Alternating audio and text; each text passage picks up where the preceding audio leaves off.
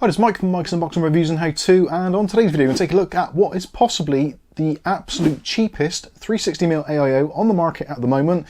This bad boy here at the moment retails on Amazon.co.uk for under £50. Yes, under £50 for a 360mm AIO. Now you're probably thinking, well, if it's that cheap, surely it can't be any good. Well, hopefully in this video we will find out. This video is going to be broken down into a few segments, so we're going to do the unboxing and take a look at the product itself. Then we're going to break off and do an AM4/AM5 installation video, which will be available separately, so if you don't want to see that, you don't have to. And then we'll come back at the very end with some of the performance results and also my final thoughts, so you can work out whether or not this is going to be suitable for your next extremely budget build. Now I suppose the first thing we should discuss on this is the fact that Thermalright, in their wisdom, seem to just be pumping out product after product after product, all with slight revisions, which obviously is excellent for us, the consumers, because as soon as they find a way of improving the technology or improving performance or even reducing costs, we get to see it. So this at the moment, the V3, possibly by the time this video even goes out, there might even be a V4, you never know with Thermalright. And also what they tend to do as well with Thermalright products, especially the AIOs, is they generally tend to just reuse the existing components and just increase the performance, etc.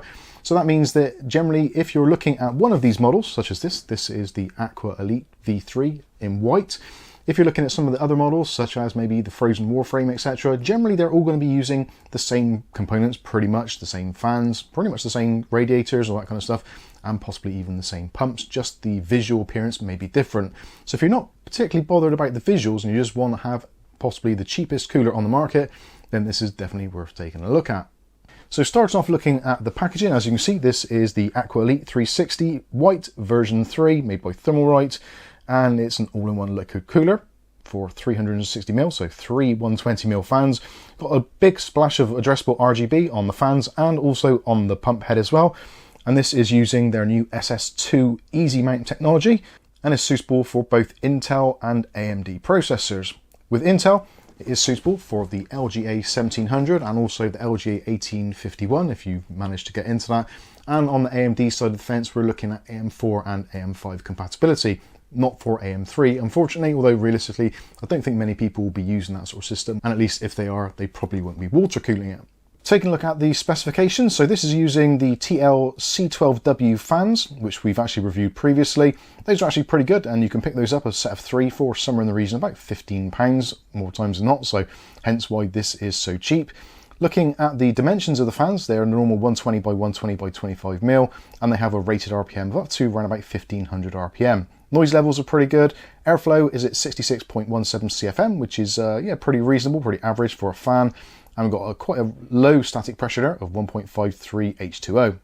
Fans themselves are using a fluid dynamic bearing and are also PWM and have ARGB, so it's the normal connections, 4-pin PWM with pass-throughs and also 3-pin 5V addressable RGB, again with pass-throughs, so you could daisy chain the fans up. If you're limited on connections, you can just daisy chain them all together without any problems at all. When it comes to the radiator, in terms of the sizes, so you've got the water block dimensions there on the screen and also the radiator dimensions. Now this radiator is actually quite compact at 396mm in length, which means it should fit into the majority of cases these days, which is always a nice thing to do.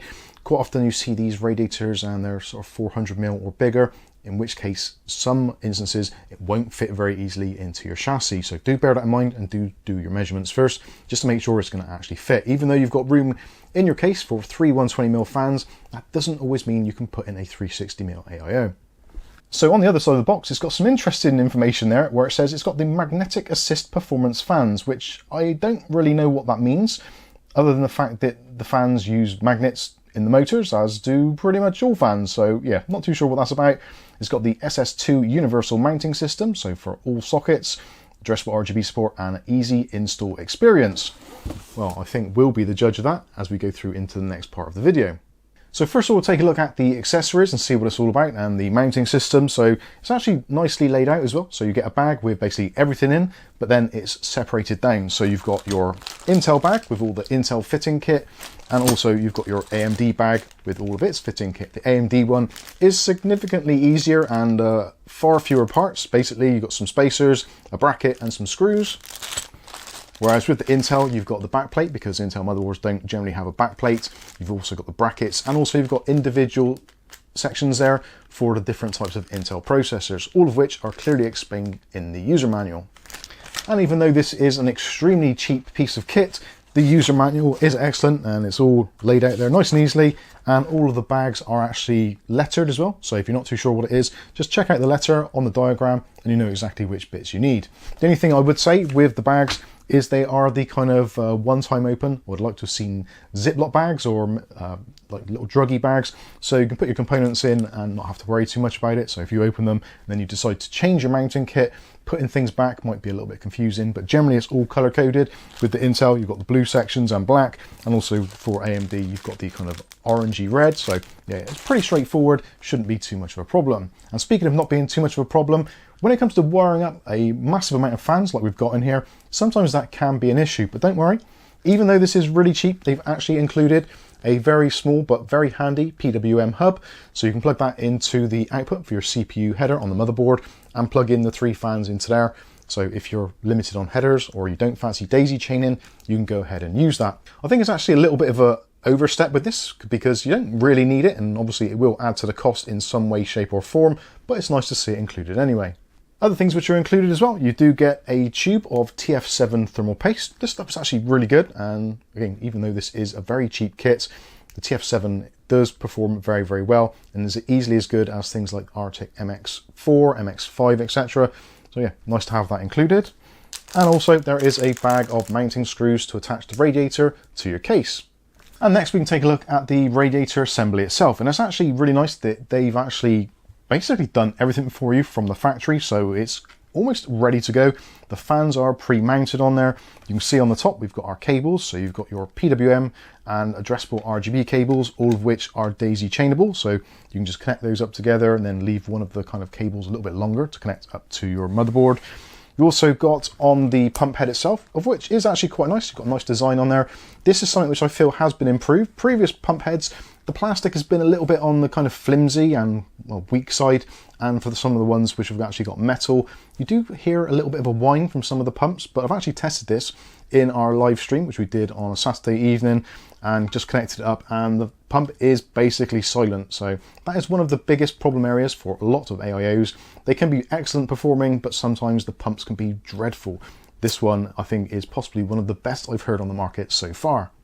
In terms of connecting up to your motherboard, very simple again. They've got this really nice cabling, which you can, if you want to, you can actually run along the tubes all the way up through. There are these 3 plastic kind of securing sections, so you can run the cable up through there should you wish to, or you can just run this straight into the headers on the motherboard, however you see fit. Nice long cable, and also that has got the 4-pin PWM for the pump. The pump as well spins up to 3,300 RPM, which is pretty much exactly what most pumps do these days, so that's absolutely fine. And again, it's virtually silent in doing so.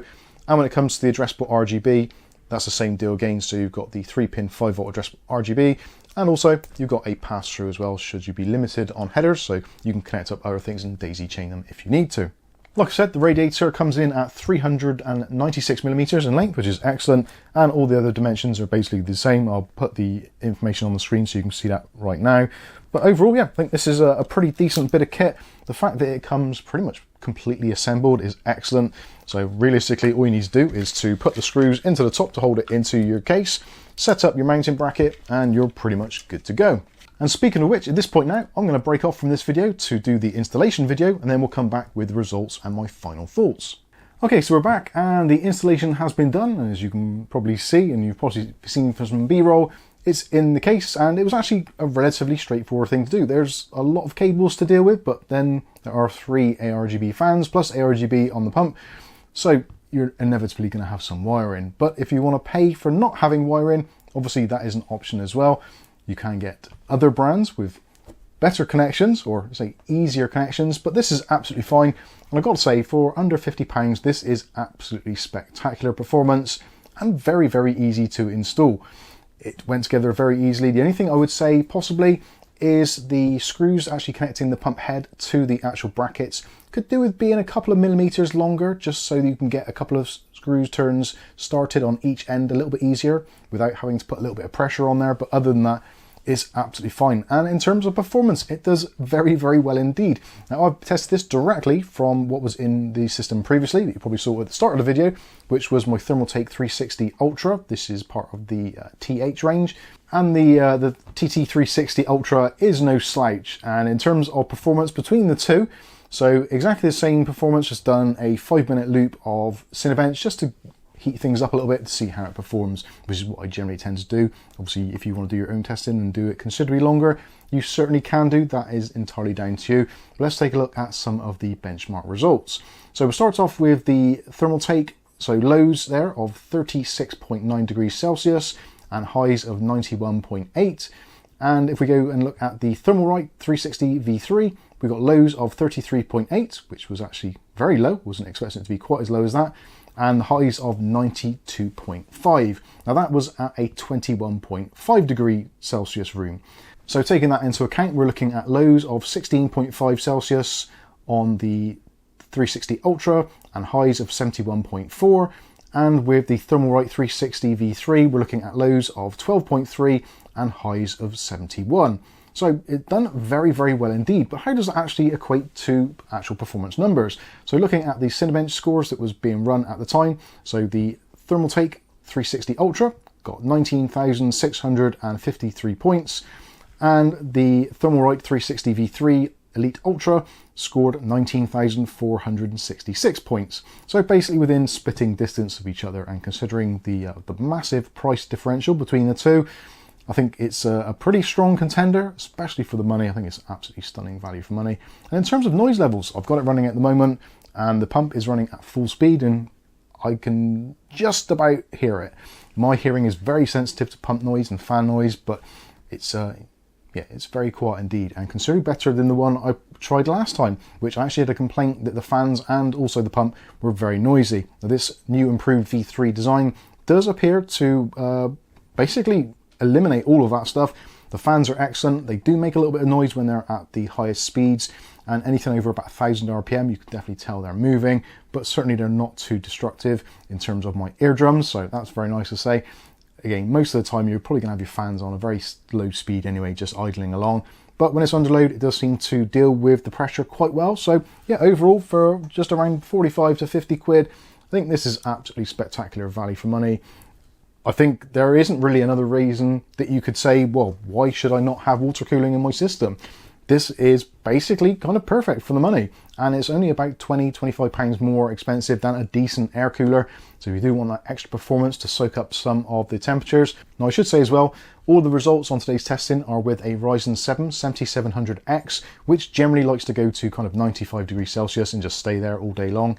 So these are pretty good results. Both coolers managed to keep it underneath that 95 degree threshold.